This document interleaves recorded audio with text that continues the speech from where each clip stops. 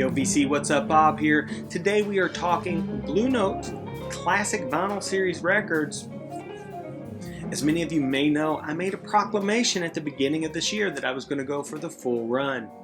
Today I am going to give my reflections on the first 16 titles, so let's get started. For me, the series began with Lee Morgan's The Sidewinder. Now when this was released, I did a full video about it, so I'm not going to get into it too deeply today. That said, this is one of the more popular Blue Note titles, and it should be in your collection. This is a great pressing of the record. Original Blue Note mono and stereo pressings, clean ones, are very expensive. And that's one of the things that makes the Blue Note Classic Series such a great value. Let's talk about the money. The Classic Series records average out to around $25 a record. The first 16 would be around $400, which is a bit of an investment, but considering the amount of music that you're getting and the quality, it's a pretty good deal. Next up was McCoy Tyner's The Real McCoy. This is essentially John Coltrane's band, but you have Joe Henderson on sax and Ron Carter on bass. Elvin Jones is on point as always. Masterful ride cymbal work. It's really laying out these sheets of like tasteful washes that the other players are reacting to, and he's providing powerful movement for the music. McCoy Tyner is playing beautiful piano. This is a great record. Highly suggest that you get it. Those are two mighty titles to begin the series with. In January, we got two more records. The Horace Silver Quintet, Song for My Father, and Wayne Shorter's Speak No Evil. Now, Song for My Father, you'll see this record around. It's not crazy rare or anything like that, but it's hard to find a clean copy of it. This is a great record.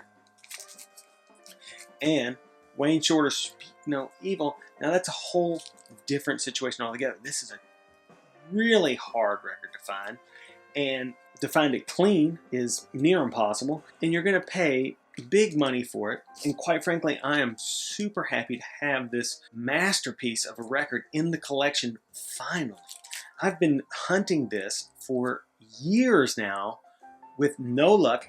I did find one copy, $75 G+.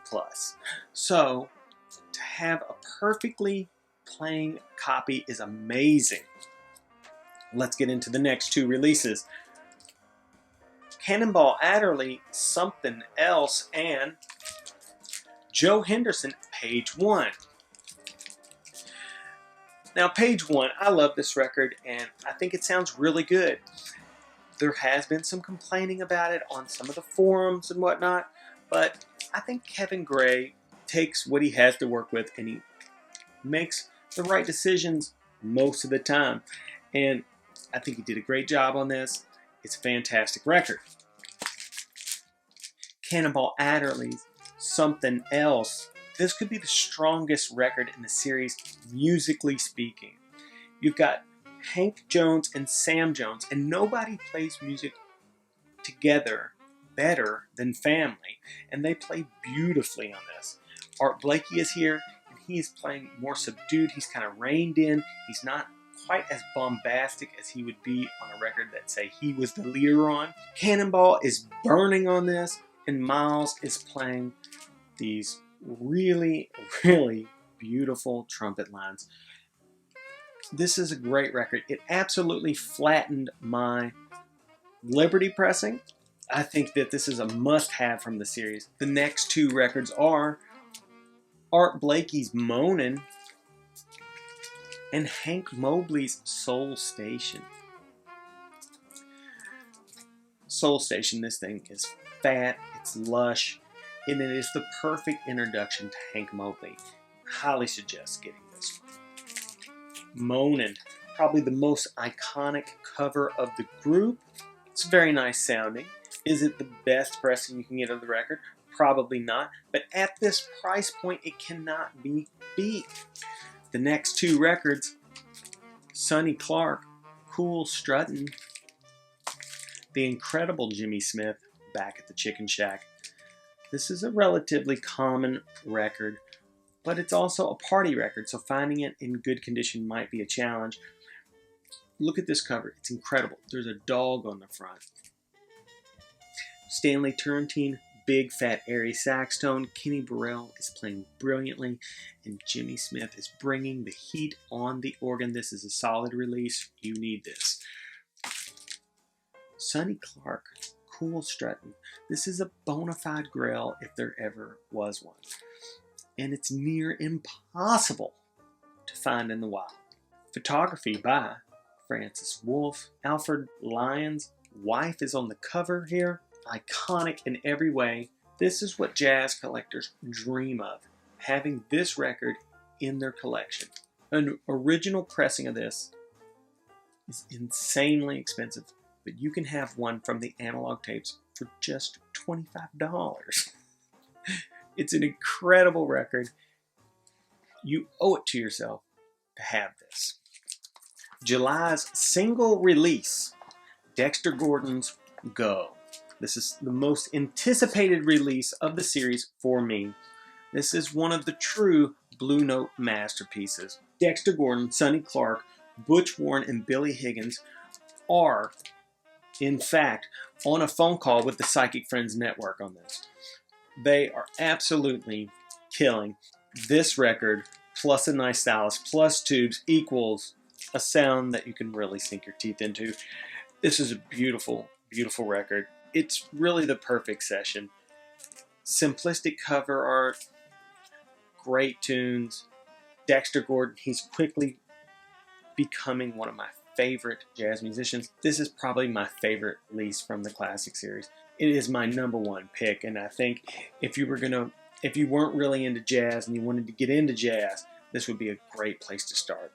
Dexter Gordon's Go. All right, before we talk about these next two releases, let's talk about Optimal for a second.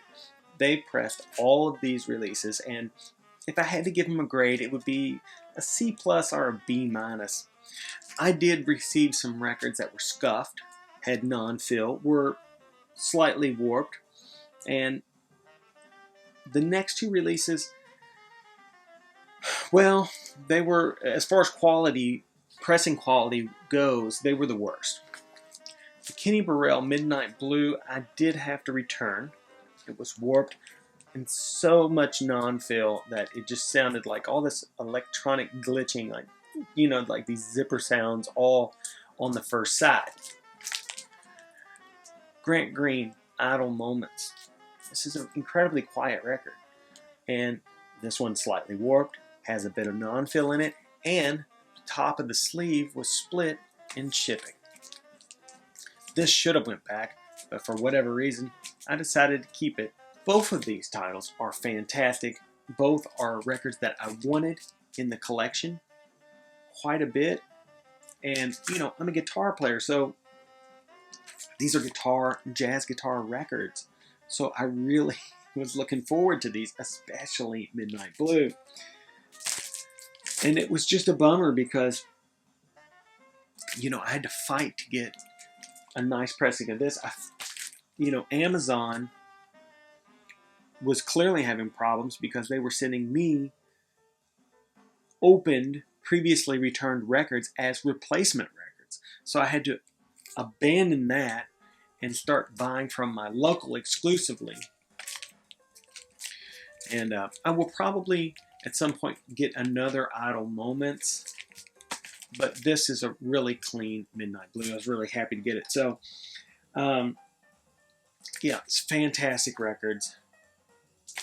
Grant Green and Kenny Burrell. The next two records are heavy hitters. One that most people on the interwebs describe as the best sounding release of the group. Eric Dolphy, Out to Lunch, and Herbie Hancock, Maiden Voyage. Now, I did do a full video on Maiden Voyage, complete with a pressing comparison, so check that out. So I'm not going to get in too deep on this, but I will say that this is a fantastic sounding pressing and a great record. You definitely should get this. Eric Dolphy out to lunch.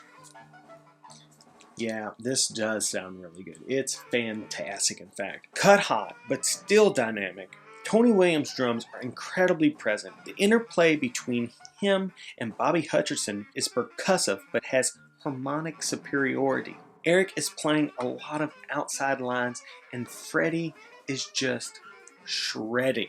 Both players are floating over the arrangements, playing the notes with an intention that is possibly from the beyond. This is an interesting group of tunes. The opening track, Hat and Beard, is a tribute to Thelonious Monk, the master, and last but not least, Ready for Freddie. Freddie Hubbard, yeah. This is a fantastic record. Wayne Shorter is on this. McCoy Tyner, Elvin Jones. It's big, it's bold, it's virtuosos doing their thing. Straight up perfect masters, and the perfect way to end the first 16. Now, in closing, yes, it's been a bit of a struggle to get perfect pressings of all 16 of these, but it was totally worth it. And as far as the cost, it's definitely worth it. I really feel like my jazz collection has come forward quite a bit because of these classic series titles, and I would highly suggest getting them all. I will probably continue with most of the classic series titles.